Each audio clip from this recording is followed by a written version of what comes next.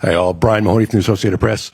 You guys are from so many different places, played in so many different spots. I wonder if any of you known each other previously, have played with each other, or anything like that, or you're all sort of meeting each other for the first time here? I can start. Well, me and Nolan, we actually played against each other on the NGT tournament back when he was in France and I was in Spain.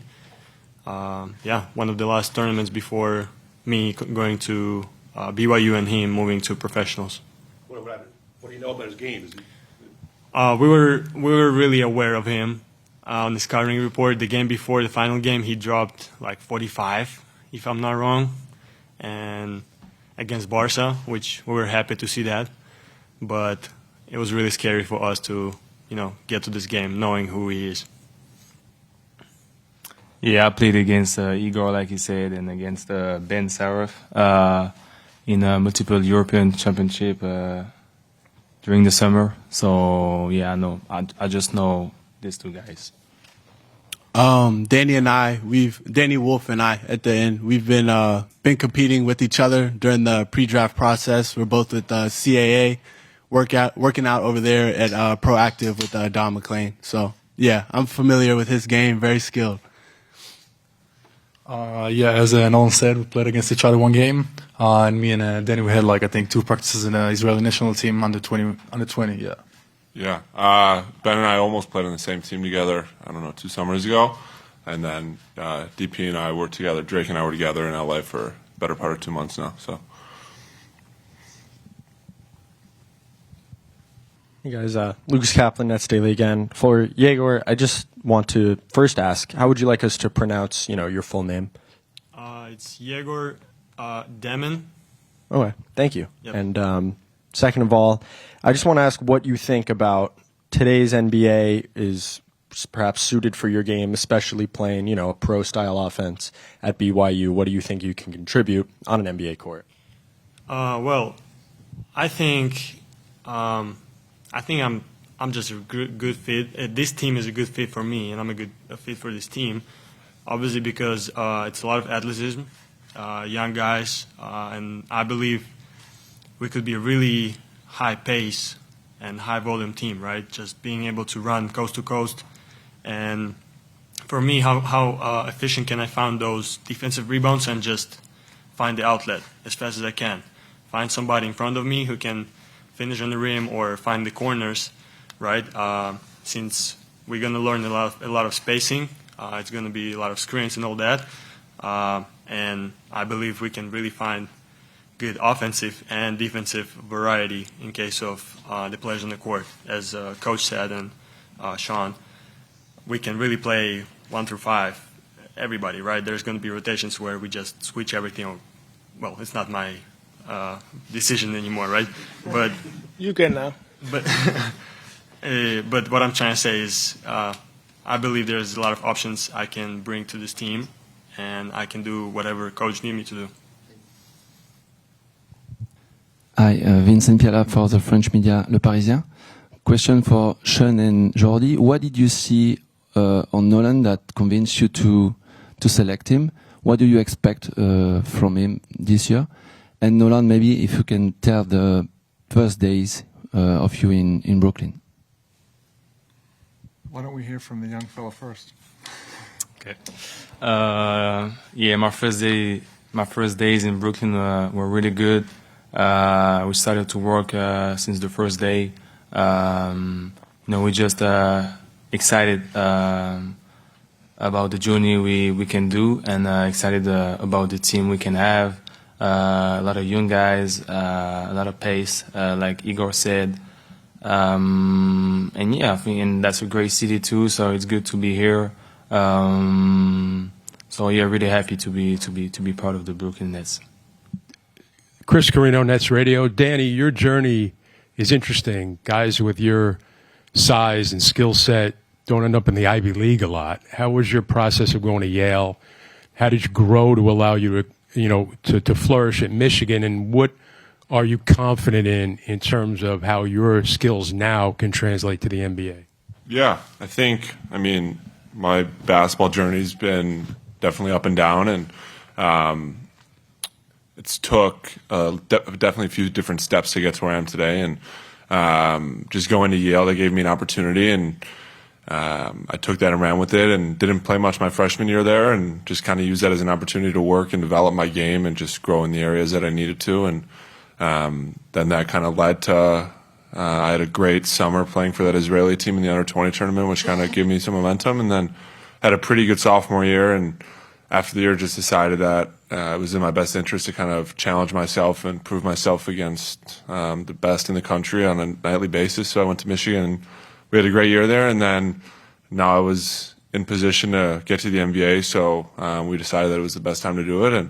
And the Nets took a chance on me again. And in terms of my skill set, I think it's still developing. I think just the jump I made from Yale to Michigan, and now obviously the NBA is a different animal, and you have to keep working on a lot of different things. But I think there's just a lot of different things I can do on a basketball court, and just whatever Coach Jordy and the staff want me to do, I'm going to do it to the best of my ability while still working and developing to kind of become that player. CJ Holmes, New York Daily News. Welcome to Brooklyn, guys. This one's for Drake. The man at this end of the table does not play about defense, and you won UNC's Defensive Player of the Year award as a freshman. So, in your mind, how do you leverage your defensive prowess to make an immediate impact in the NBA? Yeah, just to hit on that, I feel like my defense, that's mainly just pride. That's just something that I've had since, growing up at a young age, playing with my older brother, older cousin. That's just something that I always took pride in. I think that, I can make an immediate impact to help this team be successful. And, just do whatever I can to, be to the best of my ability. Bob Windrum from Nets Daily. A question for Egor. Andrei Kirilenko is the president of the Russian Basketball Federation. He played in Utah. He played here. Did you speak to him about what your career path is going to look like and what it was playing here in Brooklyn? Yes. I talked to him through all of my career, if I can call it like that. But moving to Spain, he was a part of this decision at some point. Moving to BYU especially, obviously, because he lived in Utah, and for my parents it was important to hear what he think about this place. And obviously when I got picked by Brooklyn, he called me next day and we talked a little bit. Just, he gave me some advices, and he just said that he's happy for me, that he's really happy that I'm in this organization. Congratulations to all the players selected. I'm sure it's been a busy schedule for you. What's been the most exciting, and what are you looking forward to this summer? I think that everybody would say that everybody's waiting for Summer League and just to step on the court in the jersey and play basketball together. Yeah, of course, Summer League is important. And also, the preseason with the team, after, getting to know everyone, and make sure to know, like, basketball-wise, everyone. And, as me as a point guard, I would say that, it's important to know these guys and know what they like and just start to build the team right away. Yeah, just hitting off of what Egor and Nolan already said, just getting to know everyone so we can build that chemistry. Yeah, for me, of course, getting to know everybody, getting to know the system, offensively and defensively. And of course, I'm really excited for the Summer League and to start a journey. Yeah, I don't know if there's anything different I could say, but just getting to kind of build that relationship and camaraderie, not only with these four other guys, but the entirety of the team, the young guys, coaches, front office, and just kind of starting on the right foot and just getting ready and for Summer League and then just gearing up for the season. I think everyone's pretty excited. For Ben, the Nets obviously liked you and had seen you several times playing over the course of the year. But I'm curious, A, when they had already taken 2 point guards, were you surprised at all when they drafted you, knowing that they had already taken 2 point guards ahead of you? And B, when you found out you were coming to New York, just how did you feel knowing you were coming to a city with such a huge Jewish population and having, for lack of a better term, an Israeli youth national team teammate? Yeah, for the first question, as we said before, I think we all can play several positions. So I don't think it's gonna be a problem. I'm super excited to share the court with those guys. And I think it's gonna be amazing. And for the second question, it was amazing. Got a lot of messages, getting a lot of love from the Jewish community here. And of course, it's the first time we are both Israelis and playing for the same team. So it's gonna be really exciting, and appreciate all the love that I'm getting, like in the street and from the fans. This one also for Ben. I think one thing Sean mentioned on draft night, you've played a lot of games. I mean, for someone your age, right? And playing in Germany, as a professional, how do you think that that's going to prepare you here as you get to the the highest level? Yeah, I think it's kind of fun. I'm playing like pro for 3 years now, so played a lot of games so far. I think it's going to be helpful to know how to manage your body, to really stick to your routines, and really be able to and be willing to compete every night. So I think these are the things that can translate right away for the NBA. This one is for Drake, right here in front. You've had a shifting sort of career in terms of Isaiah joins your AAU team, you get to UNC, your usage drops a lot. How have the changes in your role affected, your journey here, and how do you anticipate that playing into and perhaps helping your NBA career? Yeah, I'd say really just kind of switch my mentality a little bit.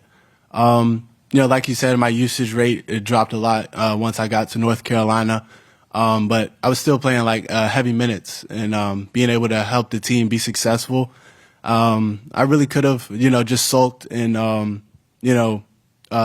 just complained to the coaches. But, what does that get done? That was really the way I thought. And so I just accepted the role that I was given with open arms. And yeah, I just wanted to be able to play to the best of my ability to help the team be successful. We'll take two more. This question's for Egor. Obviously, you're a guy who's handled the ball a lot. You played point guard, but have a lot of size, could be viewed in different positions. Do you have a position, that you view yourself playing? And, how could you envision yourself fitting alongside some of the other guys, particularly Nolan? I think, coming back to what Coach said and what I said before, I'm just blessed to be here and I'm ready to be whatever they need me to be. That's going to be a part of my development is to learn how to play on the ball, off the ball, setting screens and being on the screen, whatever it is, right? And again, I'm just ready to try to execute whatever they ask me to do. Hey guys, Jed Katz, Nets on Sports Illustrated. This one's for Drake. You obviously come from a storied program, North Carolina, Coach Hubert Davis, obviously been to the national championship. What did you learn from your time in North Carolina, and how do you think that what you learned there will translate to the NBA?